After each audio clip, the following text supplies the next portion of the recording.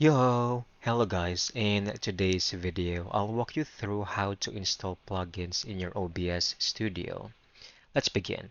So adding plugins is actually a great way to customize your setup. And the first step is I want you to head over and open your browser first, okay? We're going to look for OBS projects, okay? So here, I'm going to type OBS project, and here I have the very first search result.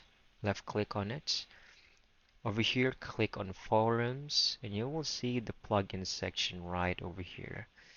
So browse to any plugins you would like to utilize on your OBS Studio. For example, we're going to select this particular plugin, left click, choose go to download. So you will be redirected to the GitHub website.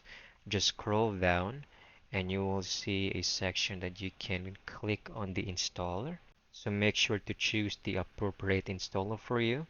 Left click, you will now start downloading. So once done, we basically need to extract the files. So I'm going to open the folder right now.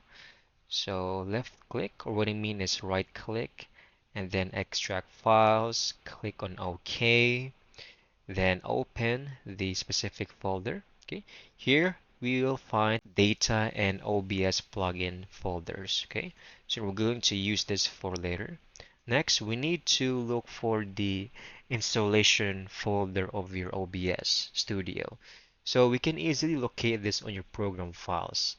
So here on the Start menu, we can click on File Explorer, click on Local Disk C, and then choose Program Files. And you should be able to locate OBS Studio, right?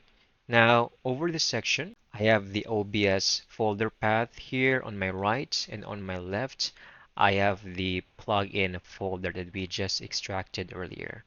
So we just need to select these and then drag them right over the OBS Studio file path, okay? And it will also show you a message that it might replace the existing files currently on this specific folder, okay, on an OBS Studio. Just proceed. It will just actually merge the files without losing anything critical on your OBS Studio, okay? So once done, you can now click and close everything, okay? And then open your OBS Studio. And from there, you have now successfully installed any plugin that you choose from their official website. I hope you found this video very helpful.